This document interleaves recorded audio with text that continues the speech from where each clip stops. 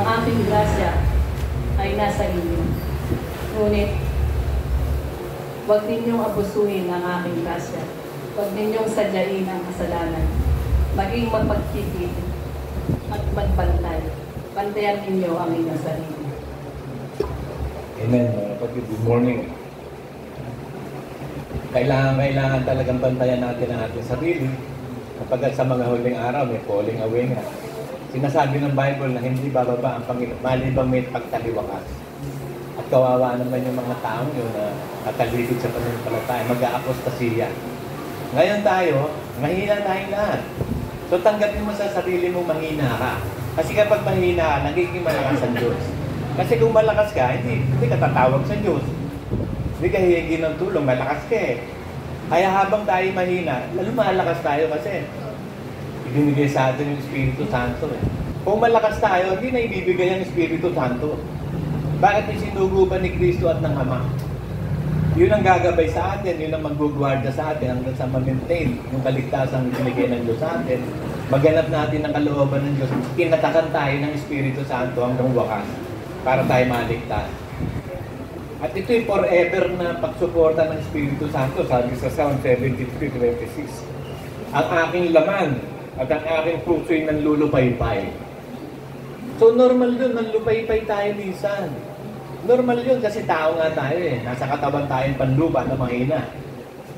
The flesh is weak, but the Spirit is willing. Gustong-gusto ng Espiritu Santo na makasunod ang Espiritu natin. Gustong-gusto din natin yun. Kaya lang, ang katawan natin, nakasakay tayo sa katawang mahina. Katawang pinananahanan ng lahat ng kasalanan. Kaya itong katawang ito, papalitan eh. Ngayon, bago ito mapalitan, kailangan magtagumpay muna tayo. Isa lang ang kailangan natin gawin, maging tapat sa pananampalataya at palalakasin tayo ng Diyos. Tayo nagtagumpay dahil I can do all things because of Jesus Christ. Kaya lang tayo nagiging malakas because of Jesus Christ. Faith in the Word of God. Sabi dito, ang aking laman at ang aking puso'y manlulupaypay, ngunit ang Diyos na aking kalakasan na nasa aking puso at bahagi ko magpakialanman. So forever and ever, hindi tayo pababayaan ng Diyos. Nananahan siya sa ating espiritu at gagawin ng Panginoon ang lahat ng bagay para mailigtas tayo. Hindi malilipo, sabi, at walang aagaw sa aking kamay. Ang mga anak ng Diyos hindi maaagaw sa kamay ng Ama, sa kamay ni Kristo. Ang kailangan mo lang manatili sa pananampalataya. Remain in me. If you remain in me and you remain in my word, ask anything and I will give it to you. Kahit anong hingin natin sa Diyos, ibibigay. Basta remain in Jesus Christ. Let us remain. Basta ang importante, remain. Magtiwala lang tayo. Huwag tayong matakot. Sabi ng Diyos, magtiwala ka lang, huwag kang matakot. Kasi ang Diyos ang gagawa ng kumpletong bagay. Siya ang gagawa ng lahat ng kalooban niya sa atin. Tutulungan niya tayo. Hindi niya tayo pababayaan, hindi niya tayo ipoforsake. Alam niya, mahina tayo, makalaman tayo eh. Kaya yung Espiritu Santong nag-maintain sa atin, huwag mong paiiyak yan. Kasi pag pinaiyak mo Espiritu Santo, lilisanin ka niyan. Kaya sabi ng Bible sa 2 Corinthians 12:9, ang ganito eh.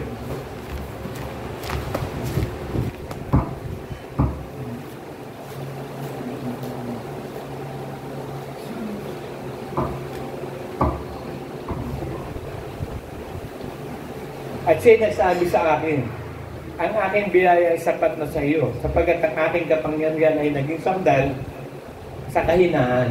So ang kapangyarihan ng Diyos nagiging perfect sa kahinaan. Kasi pag mahina ka, tatawag ka sa Diyos eh. Ipagtitiwala mo sa Diyos ang lahat.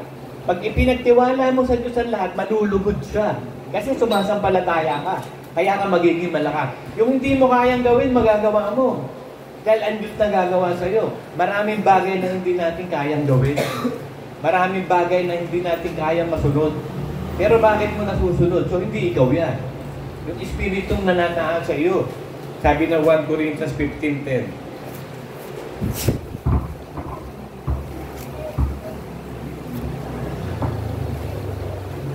Dadagpat sa pamamagitan ng biyaya ng Diyos, ako'y na'y ako.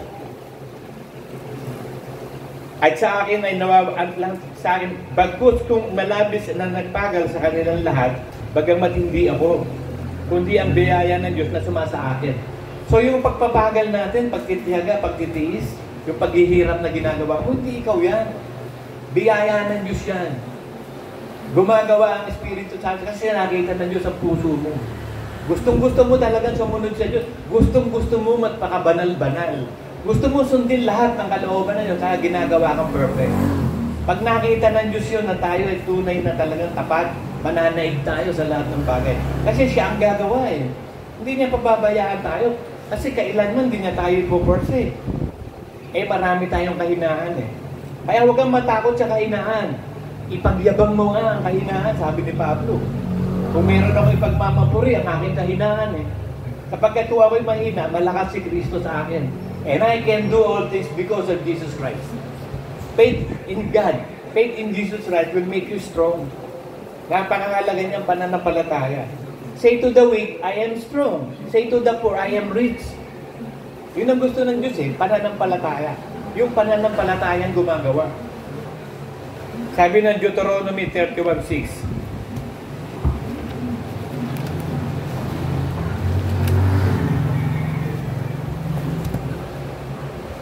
kayo yung magpakalakas at magpakatapang.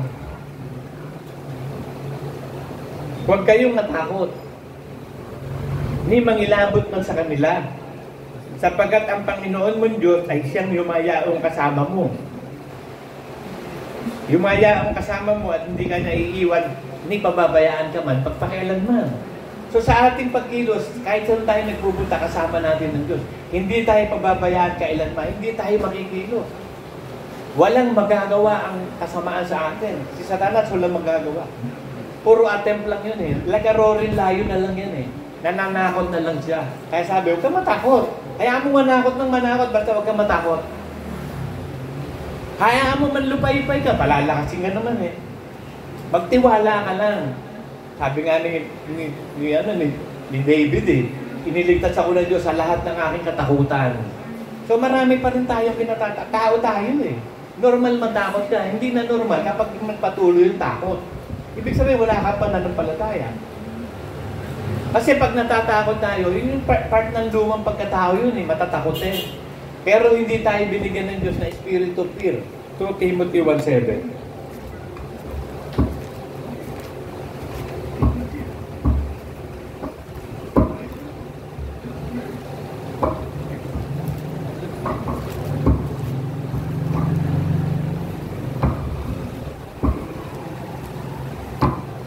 Sapagkat hindi tayo binigyan ng Diyos ng espiritu ng katakutan.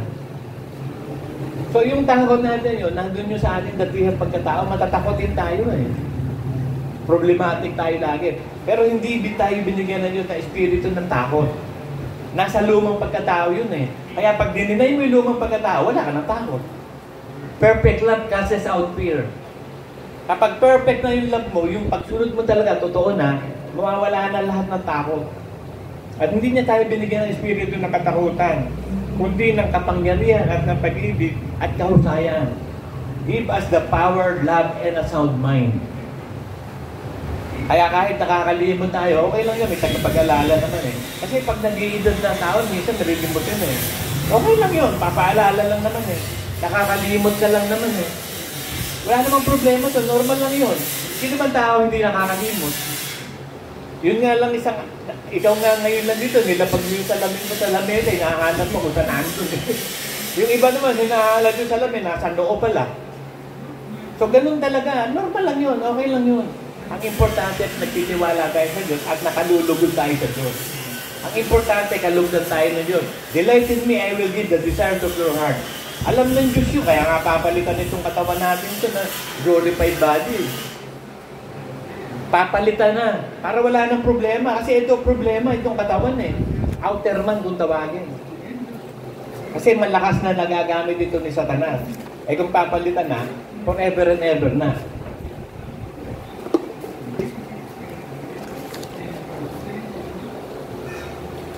Isaiah 40:31.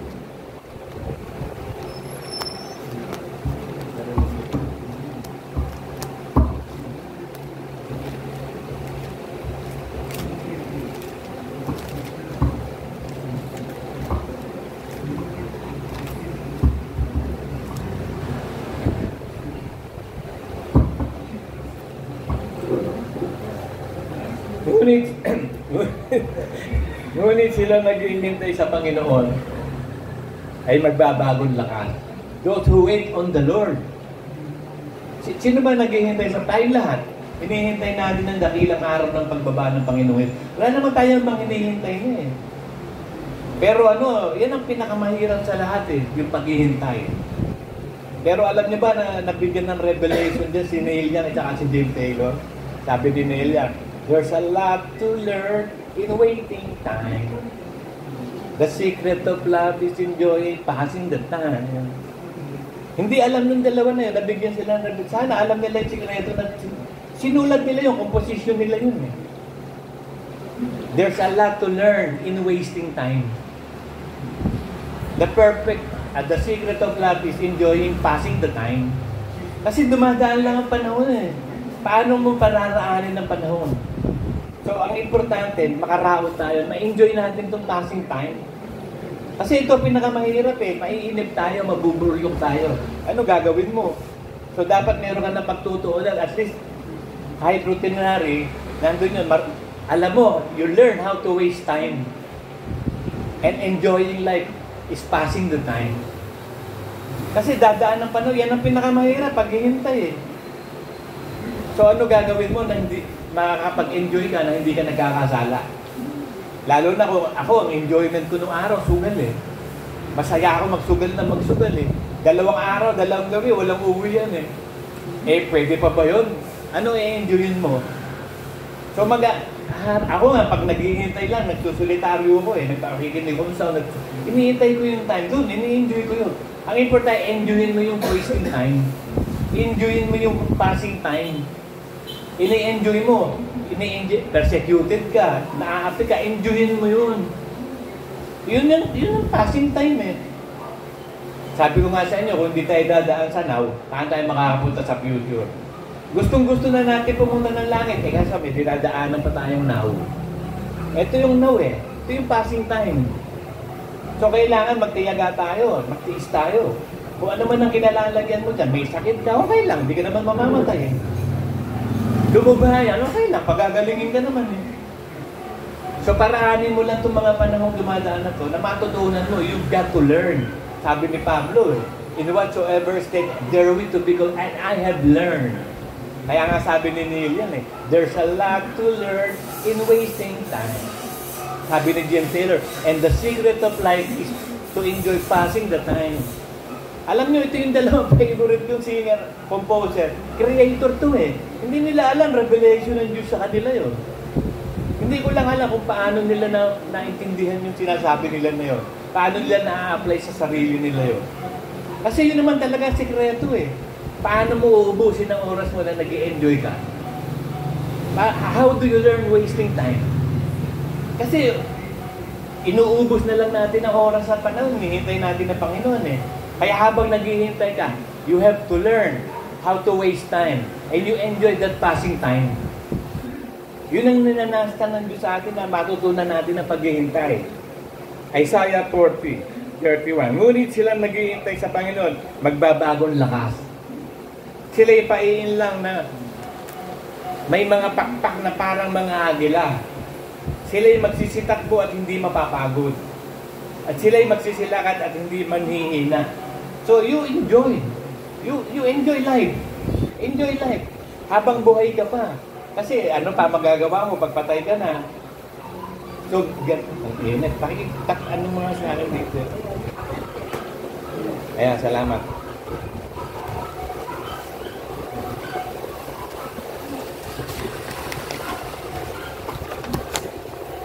Paikutin mo sila natin. Hindi ako makapagbukas ng Bible. Paikutin mo. Ayan, salamat.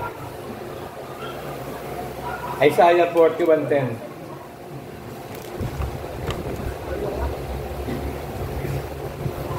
Huwag kang matakot. Huwag kang matakot sapagkat ako'y sumasayo. Alam niyo yung mga apostol, natakot din yan eh. Natatandaan niyo sa barko. Takot na takot sila eh. Ibiruin mo, napupuno ng tubig yung barko nila eh. Ibig sabihin, lulubog yun. Samantalang si Kristo kasama nila, natutulog pa, relax na relax. Ine-enjoy ni Kristo yung passing time na yun, na natutulog siya. Natakot sila, di ba? Kaya lumalapit sila sa Panginoon. Ginising nila eh. Panginoon, baliwala ba sa'yo na mamamatay na kami? Natutulog ka ba? Sabi ni Cristo, bakit? Di ba kasama niyo ko? Kahit walang presensya ang Diyos, kasama natin ang Diyos. Kahit hindi mo nararamdaman ng Diyos, kasama mo ang Diyos. Hindi naman tayo nabubuhay sa pakiramdam eh. Nabubuhay tayo sa pananampalataya. Kung si Jesus rin niya hahatol, hindi siya nakita ng mata, kundi sa katuwiran siya hahatulan, sa millennium. At papatayin niya ng kanyang dila ang mga masasama. Nasa ano yata yan eh. Isaiah 11 yata. Tingnan nga natin.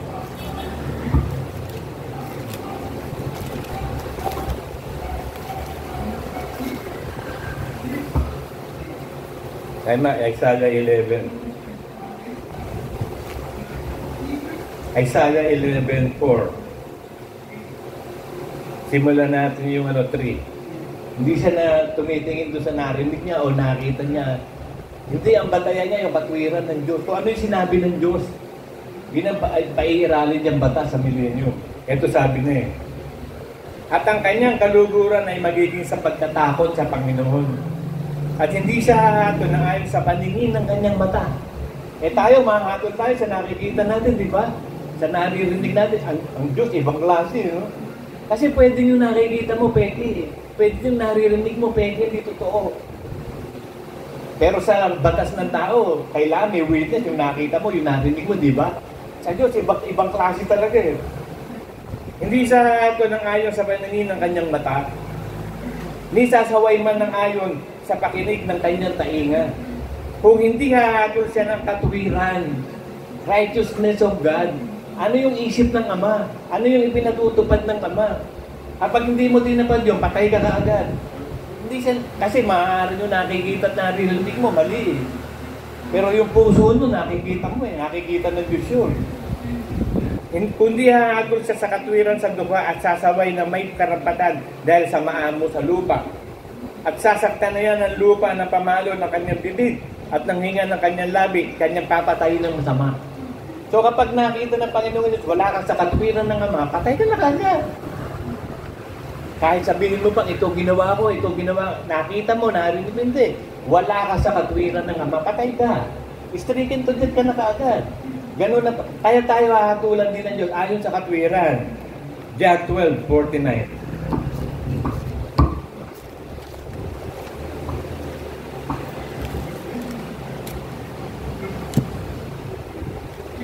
Umpisahan natin sa 48. Ang nagtatakwil sa akin at hindi tumatanggap ng aking mga pananalita ay mayroong isang hahatol sa kanya. Hahatulan siya sa huling araw. Sapagkat ako hindi nagsasalita ng mula sa akin. Kundi ang Ama sa akin ang nagsugo ay siyang nagbigay sa akin ng utos. Ganon din sa millennium, ganon din sa panahon ngayon. Kung ano ang dapat kong sabihin at kung ano ang dapat kong salitain.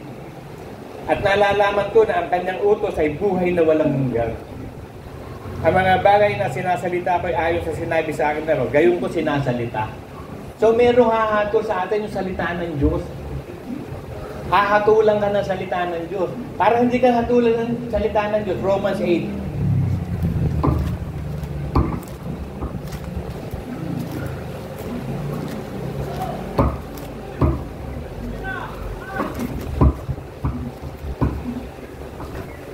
Ngayon wala nang anumang hatol sa mga nakay Kristo Jesus na hindi lumalakad sa laman, kundi sa Espiritu.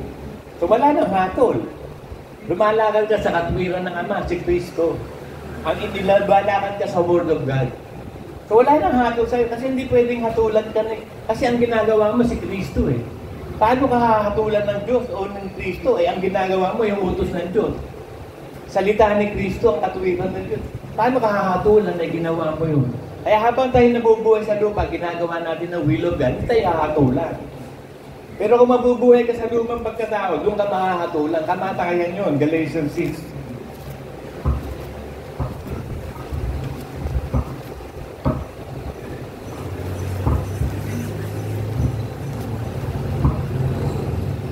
Galatians 6:8 hanggang 9. Sapagkat ang naghahasik ng kanyang sariling laman ay sa laman mag-aanin ng kasiraan. So kung mabubuhay ka doon sa dating pagkatao, yung katawan mo ang magpupuno sa makasalanang katawan, susundin mo.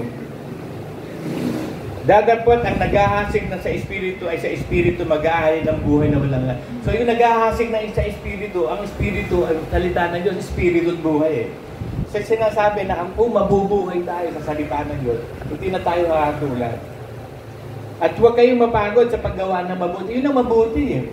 Yung utos ni Kristo. Hindi yung sa tingin mong mabuti o masama. Ano yun? Yun ang kinain nga ng Eva ni Adan eh. Yung pagkaalam ng tama at mali, mabuti at masama, hindi tayo mabubuhay sa mabuti o masama. Kasi kung mabubuhay tayo sa mabuti at masama, pangkaraniwan tao lang tayo, hindi tayo supernatural. Mabubuhay tayo sa katwiran ng Ama. Kaya sabi ni Kristo, yung salitang sinasalita ko, hindi naman sa akin yung galing sa Ama eh. Yung salitang pinasasabi na, yun ang sinasabi ko. So, ganun din sa milenyo, ganun din ngayon. Lahat ng salita ng Diyos ni Kristo Puro na isulat na sa Bible, kaya mababasa na natin, ibinigay ang Espiritu Santo para masunod. So, may confirmation ng Espiritu Santo at ang Word of God. Gumagawa ang Ama sa atin sa pamamagitan ni Kristo at ng Espiritu Santo. So, wag mong pipigatiin ng Espiritu Santo. Baka lisanin ka kasi, delikado eh. Ephesians 4:30. Huwag niyong pighatiin ng Espiritu Santo ng Diyos na sa Kanya kayo tinatakan hanggang sa kaarawan ng pagtubos. So may tatak na eh. May shield na tayo eh. Natatakan na tayo.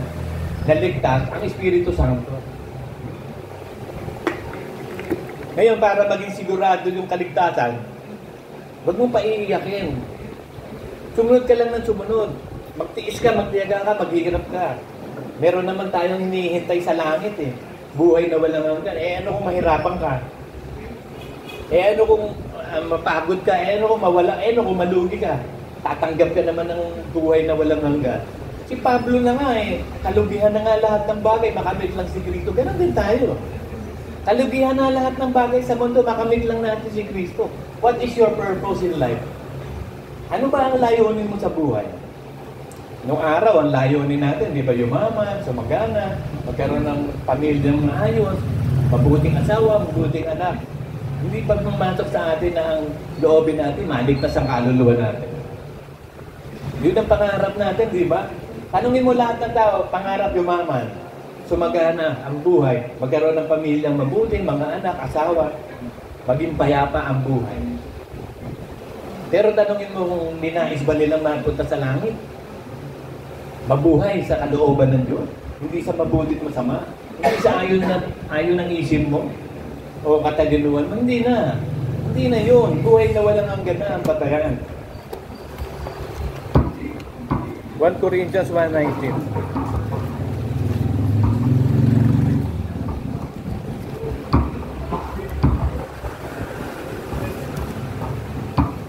Kasi kung yun pa rin na nagiging batayan mo, kabutihan, kabaitan ng tao, karunungan ng tao. Righteousness ng Pariseo yun eh. Malibang lampasan nito ang righteousness ng Pariseo, hindi rin kayo mapasok sa langit. So para lampasan mo ang righteousness ng Pariseo na tama't mali, si Kristo, puno ng buhay. Salita ng Diyos. Ito sabi, sapagkat nasusulat, iwawalat ko ang karunungan ng marurunong. Isasawala ko kabaitan ng mababait. So, asan na yung marunong? Asan na yung mabait? Wala na lahat yun. Si Kristo lang ang maghahari sa atin. Kaya sabi dun sa Revelation 14:13,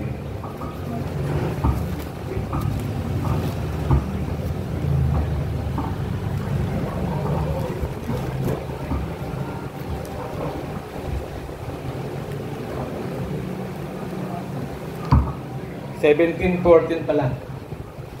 Makikipagbaka ang mga ito laban sa kordero at sila ay dadaigin ng kordero sapagkat siya'y Panginoon ng Panginoon at Hari ng mga hari. At mga kasama niya na mga tinawag at pinili ay tapat ang nanaig. So kung gusto mo manaig o maging conqueror, mapagtagumpay sa lupa, kailangan kasama ka ng Panginoong ito. Yung tinawag, yung napili at naging tapat. So nandun na tayo sa state ng katapatan eh. Ikaw, judge yourself. Tapat ka ba? Kasi ikaw ang makakaalam yan eh. Prove yourself. You are worthy of calling of God. Ang magpo-prove niyan, ikaw hindi naman ibang tao Hindi naman sasabihin ng ibang tao, ito, pupunta ka sa langit, ito, okay ka. Hindi, ikaw. Ikaw ang nakakaalam kung pupunta ka sa langit. Kasi ikaw ang mananampalataya at ikaw ang magiging tapat Hindi naman ito ikaw So, suriin mo sarili mo. Baka wala ka sa pananampalataya. Checkin mo sarili mo. Hebrews 35.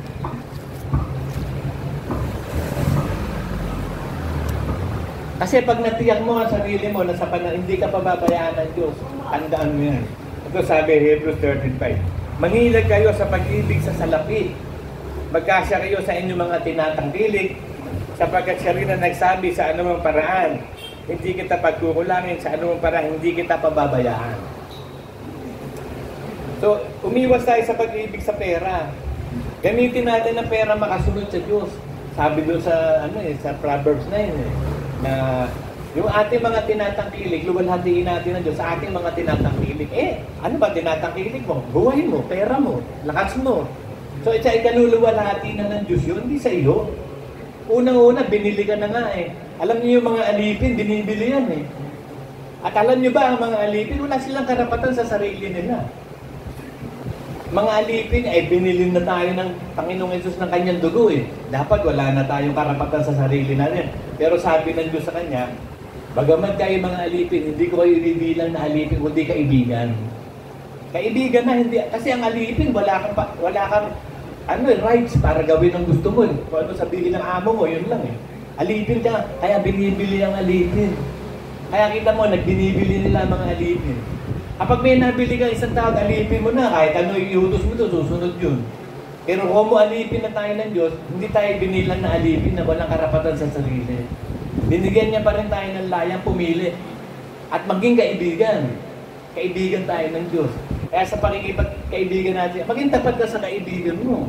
Huwag mo ipagkanulo kaibigan mo. Mamamatay ka pa nga para sa kaibigan mo 1 John 3:16.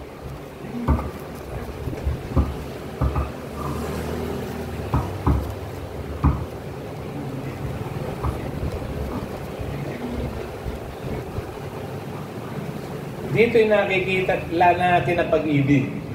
Sapagkat kanyang ibinigay ang kanyang buhay dahil sa atin at nararapat natin ibigay ang ating buhay dahil sa kapatid. So ito yung pag-ibig talaga Ibibigay mo buhay mo sa kapatid. Yan ang talagang pag-ibig. Yan ang greatest love na hinahanap na Diyos sa atin. Ibibigay mo ang buhay mo sa kapatid mo. Baka mamaya, oras mo nga lang, hindi mo maibigay. Buhay pa. Pera, hindi mo maibigay. Buhay pa kaya. Kaya alam nyo, napakahirap ng pagiging tunay na Kristiyano, pero madali.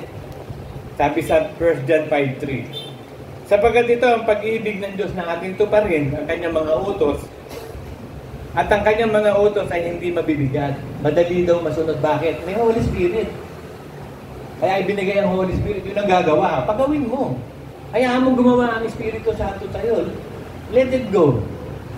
Kasi alam nyo yung paghihintay, nandiyan yung takot-takot na isipin. So let go. Hayaan mo lang. Ano magsipatot sa utak mo. Hayaan mo lang na hayaan si Satanas. Hayaan mo dumaan lang ng dumaan. Mag-focus ka lang na huminga. Nabuhay ka lang. Ang gusto ng Diyos lang mabuhay ka And the secret of life is enjoying passing the time. And you have a lot to learn for wasting time. Yun ang narinig ko. Ako mahilig kasi doon sa dalawang yun Yun ang gusto ko singer, composer. Creator yan, composer, like God yan. From nothing, na-compose nila yung kanta na yun, from nothing. So kung inspired ng Diyos yan, nung gumawa nun, at naisingit ng Diyos yung revelation na yun, so may revelation si James Taylor na the secret of life is enjoying passing the time. Enjoyin mo yung now moment. Kahit ano ginagawa mo, enjoyin mo lang. Mag-enjoy ka. Hindi mo kailangan ng maraming pera para mag-enjoy. Ano man ang ginagawa mo, enjoyin mo. Pinipersecute ka, di-enjoyin mo yung persecution. Nahihirapan ka, di-enjoy mo yung hirap. And you have to learn. Kaya sabi there's a lot to learn in wasting time. Kailangan matutunan mo yung wasting time. Mag-enjoy ka sa passing moment. Ano yung pwedeng makapag-enjoy sa'yo na walang kasalanan? Usually kasi lahat ng nakaka-enjoy yung may kasalanan. Sex, Sugal, babae, alak, everything, drugs. Lahat ng bisyo, yan ang nagpapasaya sa tao. Gagawa ka na isang bagay na passing time. Ako, ang ginagawa ko na lang, alam nyo, hindi naman kasi ko makapaglakad na nga sa malayo. Kahit yung table, ini-enjoy ko ikot dun eh. Every 30 minutes, iikot ako ng 5 eh. Kasi kailangan kahit paano magkaroon ng exercise. Walang exercise eh. Gusto ko maglakad ng maglakad. Naglalakad naman ako dito, 10 minutes lang, uwi na. Wala akong mapuntahan dito eh. Wala akong ma-enjoy eh. Kaya ang ginagawa ko na, magbabasa akong Bible, magpe-pray ako, manonood ng TV. Tapos mag-break ako, punta ako sa lamesa para magsolitary, makinig ng sound. Para every 30 minutes, makaikot naman ako sa lamesa. So yun lang ang buhay eh. Paikot-ikot lang tayo sa ilang. Walang gagawin, kundi magpaikot-ikot sa ilang. Ngayon sa paikot-ikot mo sa ilang, enjoyin mo yun. Hindi katulad ng Israel, hindi in-enjoy eh. Di ba sabi ng Israel, buti pa doon sa Egypto kaysa dito eh. Yung iba bumalik sa Egypt. Wala bang pwedeng mga ibang pagkain? Ayaw nila ng Word of God. Ayaw nila ng tubig na galing sa bato. Gusto nila soft drinks, alak. Gusto nila karne. Kaya humingi sila ng karne, bibinigan sila ng Diyos ng pugo. Ayun, nagsuka na nagsuka. Kasi kailangan makontento ka lang sa mana. Yung tinapay na galing sa langit, bigay ng Ama. At yung tubig sa bato, na si Kristo. So sapat na sa atin ang salita ng Diyos. The Lord is my shepherd, I shall not want. Kasi natagpuan mo na yung nahanan mo, napahanapin mo. Kayamanan mayaman ka nga, tagapagmana ka, lahat ng creation, ano pag kailangan mo yumaman? Dito sa lupa, pag yumaman ka, marirealize mo, wala kang kwenta rin na mayaman. Madami pang restriction ng mayaman. Enjoy it. May sakit ka, enjoy yung may sakit mo. Ako, dami-dami kong sakit, ini-enjoy ko eh. May tinnitus ako. Meron akong, alam niyo ba, na yung spinal cord, 5 nodes sa spinal cord dapat operahan. Sabi nung neurosurgeon, kailangan ma-operahan ka, lalalayan eh. Nagpe-belt na lang ako. My body will heal my body. 350,000 isang node ng spinal cord. Isang disc, 300, maybe 1.5 billion. No? Sabi ko sa sarili ko, kahit nga meron ako kahit ilang million, di ako magpapagamot. Hindi ko pa o-opera itong spinal cord. Isang error lang na tao dito, lumpo na ako. Sa Diyos, kaya niyan tiyagain niya, tiyagain ko na lang. I will wait for the time na gagaling ako. Hindi ko kailangan uminom ng gamot. Umiinom lang ako ng gamot, yung maintenance kasi ang hirap sa katawan, kailangan i-maintain Yun lang. Sa diabetes ko, sa blood sugar ko, yun lang. Wala na ako ibang iniinom na gamot. The rest, pag meron akong pambili ng yung mga supplement, ng vitamins, umiinom din ako. Kagaya nung mga supplement ng neurobio, para sa neuropathy.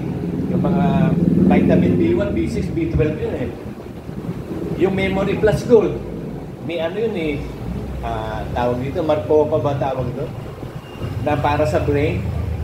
Kasi meron pa tayo kasing katawan eh, may brain pang dapat ayusin eh. May mga secretion ng chemical dyan. Sabi ko nga, sana wala nang utak ang tao eh. Kasi may isip naman tayo kahit wala kang utak eh. Tinan mo yung man nga namatay. Wala namang katawan yun, ba't may isip? Sabi nung nandun na yung napunta sa impyerno, ang mga Abraham, sana pababain mo yung seat mo dyan at sabihin sa mga kapatid ko, may impyerno. So yun yung walang katawan, ba't nakapag-iisip? Sa langit. Kasi kung may brain pa kung mautog ka pa. So ito, opinion ko to, wala tayong brain, isip meron. Sa langit, glorified tayo eh. Kung may brain pa, di may isusustain pa dyan. Kung may katawan pa, di kailangan i-sustain pa yan. Di na, wala nang sustenance na. Glorified body na yun, that's God. So malapit na dumating yun. Ang kailangan lang natin, magtiyaga tayong tapat para manaig tayo mga kapatid. In Jesus' name, Amen.